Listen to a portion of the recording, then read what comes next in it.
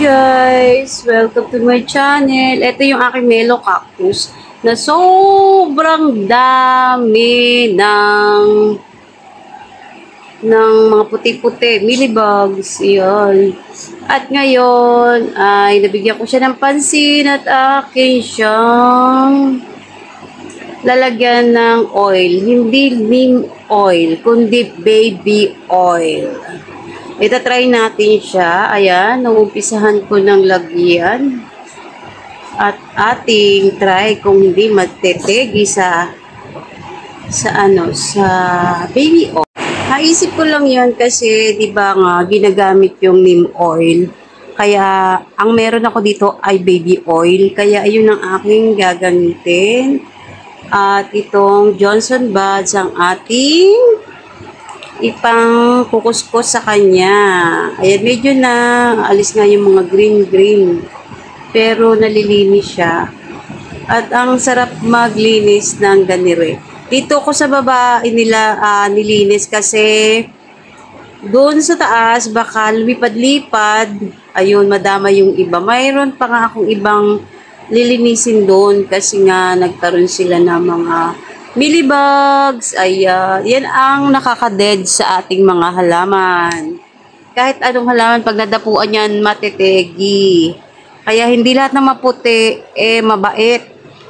May maputing mapagsamantala. Kaya ayan, akin nang nililinis ang ating Melo Cactus.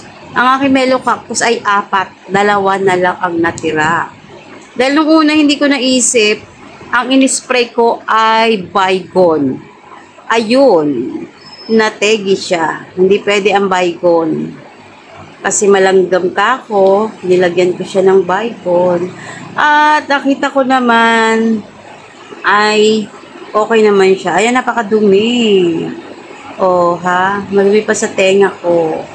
At ang nga pala, ang gagawin ko dyan, hindi ko muna paarawan. Hoy! Saan kayo pupunta? Ayan, ang kulit ng aking mga doggy.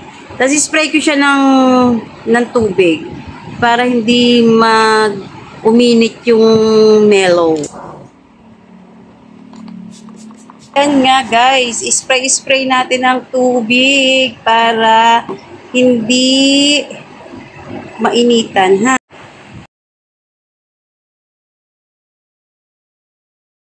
Ayan, at malinis na at ating nilagyan ng tubig para maalis-alis yung baby oil niya. Ayan, ito ay hindi ko muna ilalagay dito sa my terrace. Dito muna siya sa baba. Spray lang muna ng tubig.